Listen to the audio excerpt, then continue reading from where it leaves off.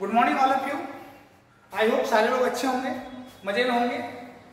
आज हम लोग एक नए वीडियो के साथ आए हैं जिसका नाम है ब्लड क्लॉटिंग। तो पहले तो ये जानते हैं what is the meaning of blood clotting. देखिए, जैसा कि हम लोग जानते हैं हमारा जो सर्कुलेटरी सिस्टम है वो क्लोज सर्कुलेटरी सिस्टम है। What is the meaning of close circulatory system? Close circulatory system जो ब्लड वेसल्स में जब ब्लड फ्लो करेगा तो ये क्लोज सर्कुलेटरी सिस्टम। वैसा सर्कुलेटरी सिस्टम जिसमें ब्लड या फिर सर्कुलेटरी फ्लूइड वेसल्स में फ्लो करे वो कहलाता है क्लोज सर्कुलेटरी सिस्टम। हमारे बॉडी से ब्लड तभी बाहर आएगा, ऑर्गन से ब्लड तभी बाहर आएगा जब उस एरिया का ब्लड वेसल्स क्या होगा, उसमें कट लगेगा या फिर रप्चर होगा या फिर कोई घाव हो, वुंड हो। तो हम लोग देखते होंगे अगर किसी एरिया में कट लगता है तो कुछ देर के लिए ब्लड बाहर आता है, जिसको हम लोग बोलते हैं bleeding. But after some time आप कुछ नहीं करते हो, क्या होता है, वो जो ब्लीडिंग हो रहा था वो स्टॉप हो जाता है। तो ये जो इननेचुरल प्रोसेस है, तो जो ब्लड का लॉस रुका वो क्या कहलाता है? क्लॉटिंग, ब्लड क्लॉटिंग कहलाएगा। तो देखते हैं कि ब्लड क्लॉटिंग है वो कैसे होता है। तो सबसे पहले ब्लड क्लॉटिंग को समझने के लिए यानी मैकेनिज्म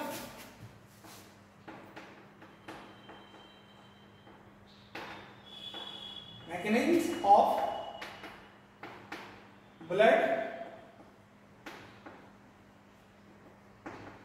क्लॉटिंग। देखो, मैकेनिज्म ऑफ ब्लड क्लॉटिंग को हम लोग एंजाइम,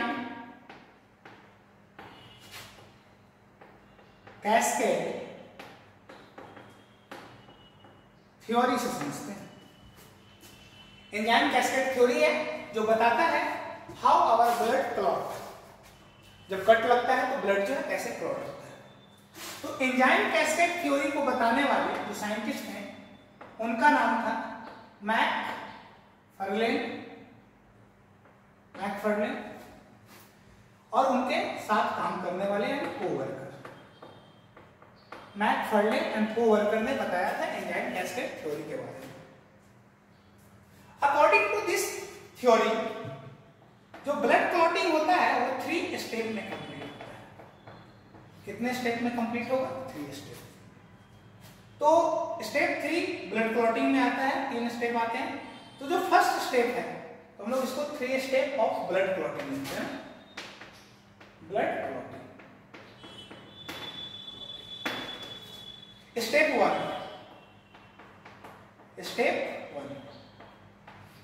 1 में क्या होता है?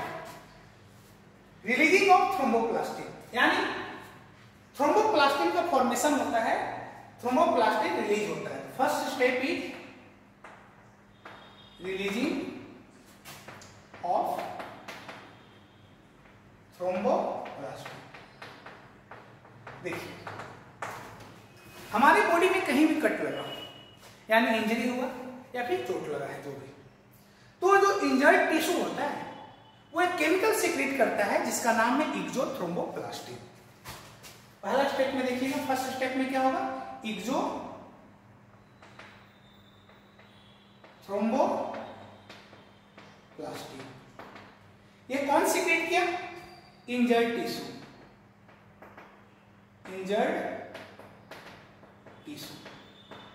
क्या सीक्रेट किया? एक्सोथ्रोम्बोप्लास्टिन। और ब्लड में जो प्लेटलेट्स था वो एक सीक्रेट किया केमिकल जिसका नाम है इंडोथ्रोम्बोप्लास्टिन। इंडोथ्रोम्बोप्लास्टिन ये कौन निकाला? प्लेटलेट्स। और ये दोनों प्लाज्मा प्रोटीन के साथ रिएक्ट किए। किसके साथ रिएक्ट किए? Plasma protein. किसके प्रेजेंस में? कैल्शियम आयन के प्रेजेंस में। और ये क्या बनाया? थ्रोम्बोकाइनेज या फिर प्रोथ्रोम्बिनेज, आप ये भी बोल सकते हो ना, प्रोथ्रोम्बिनेज एंजाइम। ये प्रोथ्रोम्बिनेज एंजाइम जो है ये 2 काम करेगा। देखो, हमारा ब्लड वेसल्स में ब्लड का क्लॉट क्यों नहीं हो रहा है? क्योंकि वहां पर एक केमिकल्स है जिसका नाम है हिपैरिन, जो कि एंटीकोगुलेंट के जैसा काम करता है। यानी क्लॉटिंग को प्रिवेंट करता है, रोकता है। तो जब तक हिपैरिन एक्टिव रहेगा तब तक ब्लड क्लॉटिंग हो नहीं सकता है। तो पहले तो ये चाहता है कि जो ब्लड क्लॉटिंग को रोके हुए है, जो ब्लड क्लॉटिंग होने नहीं दे रहा है, उसको इनएक्टिव करो। तो जो हिपैरिन है उसको जाकर के क्या करेगा, एक्टिवेट हिपैरिन। तो बताओ ये हिपैरिन को इनएक्टिवेट कर रहा है, तो बोल सकते हैं ना थ्रोम्बोकाइनेज जो है किसके जैसा बिहेव कर रहा है, एंटी हिपैरिन। किसके जैसा बिहेव करता है, एंटी हिपैरिन। यानी ये हिपैरिन को क्या करता है बाबू, इनएक्टिवेट करता है। और दूसरा क्या काम करेगा देखते हैं। ये स्टेप 1 हुआ, हम लोग स्टेप 2 की बात करते हैं। स्टेप 2 में क्या होता है, प्रोथ्रोम्बिन का conversion of prothrombin, conversion of prothrombin. ये फर्स्ट स्टेप था, ये सेकेंड है, कन्वर्जन ऑफ प्रोथ्रोम्बिन। तो जो प्रोथ्रोम्बिन है कहां पे होगा, ये हमारे प्लाज्मा में प्रेजेंट होते हैं। प्रोथ्रोम्बिन को थ्रोम्बिन में चेंज किया गया, थ्रोम्बिन में क्या किया, चेंज किया। ये चेंज कौन करेगा, यही एंजाइम, जो एंजाइम बना है किसकी मदद से, एक्सोथ्रोम्बोप्लास्टिन और एंडोथ्रोम्बोप्लास्टिन क्या बनाया, थ्रोम्बोकाइनेज। ये थ्रोम्बोकाइनेज पहला काम क्या किया, जो इंजर्ड पार्ट है वहां पे हिपैरिन को इनएक्टिव किया। तो यहां पे लिख लीजिएगा इंजर्ड पार्ट, इंजर्ड पार्ट में, या फिर इंजर्ड टिश्यू लिख लीजिए, इंजर्ड टिश्यू में हिपैरिन को इनएक्टिव कर दिया। ये पहला इसका स्टेप था। दूसरा क्या हुआ, ये थ्रोम्बोकाइनेज प्रोथ्रोम्बिन को थ्रोम्बिन में चेंज किया, means prothrombin convert into thrombin in the presence of thrombokinase. मतलब जब तक थ्रोम्बोकाइनेज नहीं बनेगा तब तक ये प्रोथ्रोम्बिन थ्रोम्बिन में चेंज नहीं होगा। तो इस रिएक्शन के लिए किसका होना जरूरी है, थ्रोम्बोकाइनेज का, थ्रोम्बोकाइनेज का। और इसके लिए कैल्शियम आयन का भी होना जरूरी है, जिससे क्या हुआ जी, थ्रोम्बिन का फॉर्मेशन हो गया। बट ये 2 स्टेप काफी नहीं है। नेक्स्ट स्टेप है थर्ड। इसमें क्या होगा, फाइब्रिनोजेन का कन्वर्जन, फाइब्रिनोजेन, चलो डायरेक्ट स्टेप ही ले लेते हैं, हेडिंग कन्वर्जन ऑफ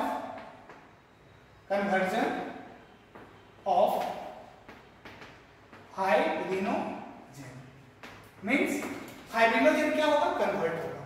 देखो फाइब्रिनोजेन जो है ये एक सॉल्युबल प्रोटीन है, soluble protein.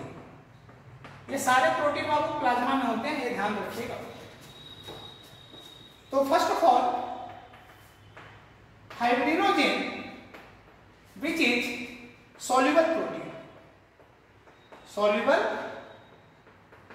Protein convert into fibrin, जो कि कैसा है बाबू, इनसॉल्युबल, इनसॉल्युबल फाइबर्स है। किसके प्रेजेंस में, थ्रोम्बिन के प्रेजेंस में, थ्रोम्बिन। इसके लिए भी कैल्शियम आयन, देखो हर जगह कैल्शियम आयन का जरूरत है। यानी अगर कैल्शियम आयन का कमी रहेगा तो ब्लड क्लॉटिंग टाइम जो होता है वो ज्यादा चला जाता है, ठीक है। तो कैल्शियम रिस्पॉन्सिबल है ब्लड क्लॉटिंग के लिए, पूरी तरीके से नहीं बट इसका भी बहुत बड़ा इंपैक्ट होता है। तो fibrinogen convert into fibrin. Fibrinogen है क्या, फाइब्रिनोजेन जो सॉल्युबल फाइबर है, सॉल्युबल फाइबर्स लाइक स्ट्रक्चर होते हैं जो क्या होते हैं, प्लाज्मा में सॉल्युबल होते हैं। वो थ्रोम्बिन क्या करता है, उस फाइब्रिनोजेन मोनोमर को पॉलीमराइज करेगा और कैसा फाइबर बनाएगा, इनसॉल्युबल। मतलब अब ये घुलने वाला नहीं है। जब ये घुलेगा नहीं तो जहां पे कट लगा है वहां पर जाकर के नेटवर्क लाइक स्ट्रक्चर का फॉर्मेशन करेगा और ब्लड को क्या करेगा, क्लॉट करेगा। क्यों, देखो हम लोग इसको फिगर से समझते हैं। सपोज दैट ये ब्लड वेसल्स है और यहां पर क्या हुआ, कट लगा। तो जब कट लगा तो यहां से आरबीसी बाहर जा रहे हैं, डब्ल्यूबीसी बाहर जा रहे हैं और प्लेटलेट्स भी बाहर जा रहे हैं और प्लाज्मा तो जा रहे हैं सारा। क्यों, क्योंकि यहां पे गैप क्रिएट है। तो अगर हमको ब्लड को रोकना है तो इस वाले एरिया को क्या करना होगा, फिलअप करना होगा। फिलअप कैसे होगा? तो फर्स्ट ऑफ ऑल जो इंजर्ड टिश्यू होते हैं जो क्या सीक्रेट करेंगे? एक्सोथ्रोम्बोप्लास्टिन, और जो इस एरिया में जो प्लेटलेट्स हैं वो एंडोथ्रोम्बोप्लास्टिन को सीक्रेट करेगा। दोनों एक्सोथ्रोम्बोप्लास्टिन और एंडोथ्रोम्बोप्लास्टिन प्लाज्मा प्रोटीन से रिएक्ट कर जाएंगे और रिएक्ट करने के बाद थ्रोम्बोकाइनेज बनाएंगे। ये थ्रोम्बोकाइनेज क्या करेगा?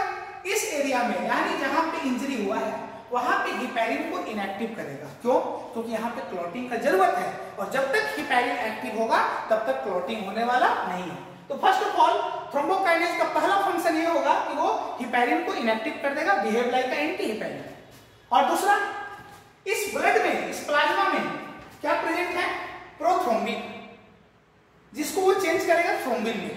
अब थ्रोम्बिन का क्या जरूरत है सर? वो ये जरूरत है ताकि वो फाइब्रिनोजेन को फाइब्रिन में चेंज करे। तो थ्रोम्बोकाइनेज एक तो इनएक्टिवेट किया हिपैरिन को, दूसरा काम क्या किया? प्रोथ्रोम्बिन को थ्रोम्बिन में चेंज किया। ये थ्रोम्बिन क्या करता है? जो प्लाज्मा में सॉल्युबल फाइबर है उसको पॉलीमराइज करेगा, पॉलीमराइज के मोनोमर को जोड़ेगा, पॉलीमराइजेशन के बाद उसको किसमें चेंज कर देगा? इनसॉल्युबल फाइबर में। तो जो फाइब्रिनोजेन थे जो पहले डिसॉल्व फॉर्म में थे अब वो अनडिसॉल्व हो चुके हैं, इनसॉल्युबल हो चुके हैं, और एक फाइबर्स लाइक स्ट्रक्चर यहां पर आएंगे और आकर के नेटवर्क लाइक स्ट्रक्चर का फॉर्मेशन करेंगे। अब बताओ, जब नेटवर्क नहीं था तब वहां से क्या निकल रहा था? आरबीसी, डब्ल्यूबीसी और प्लेटलेट्स। बट ये फाइब्रिन आकर के इस एरिया में नेटवर्क लाइक स्ट्रक्चर बना लिया और इस नेटवर्क लाइक स्ट्रक्चर में आरबीसी, डब्ल्यूबीसी और प्लेटलेट्स क्या हो जाएंगे? ट्रैप्ड हो जाएंगे, आकर के इसको रोक देंगे, जिससे क्या होगा? ब्लड बाहर जाना बंद करेगा। लेकिन आप देखते होंगे जब भी ब्लड क्लॉटिंग होता है, खून जब बहना बंद हो जाता है तो येलो कलर का स्ट्रक्चर निकलता है। वो क्या है? प्लाज्मा है। क्या है बाबू? प्लाज्मा, जिसको हम लोग पूल्स बोलते हैं, which is also known as serum. क्या कहलाएगा? सीरम। क्यों? क्योंकि वो लिक्विड पार्ट है, वो बाहर आ सकता है। जो सॉलिड पार्ट थे, जो ब्लड सेल्स थे, ब्लड कॉर्पसेल्स थे, वो क्या थे? इस फाइब्रिन नेटवर्क में आकर के ट्रैप्ड हो गए, जिससे ब्लड क्लॉटिंग क्या हो गया? मैकेनिज्म फुलफिल हो गया। अगर इसमें कैल्शियम का कमी होगा, पहले बता चुके, दोबारा बता रहे, सारे रिएक्शन के लिए कैल्शियम का होना जरूरी है। कैल्शियम का कमी होगा तो ब्लड क्लॉटिंग टाइम ज्यादा हो जाता है। तो याद रखिएगा, इससे हमेशा क्वेश्चन पूछा जाता है। तो यह हमारा ब्लड क्लॉटिंग कंप्लीट हो गया। तो इसे कोई प्रॉब्लम हो आप कमेंट सेक्शन में बताएं। आज के लिए इतना ही, थैंक यू।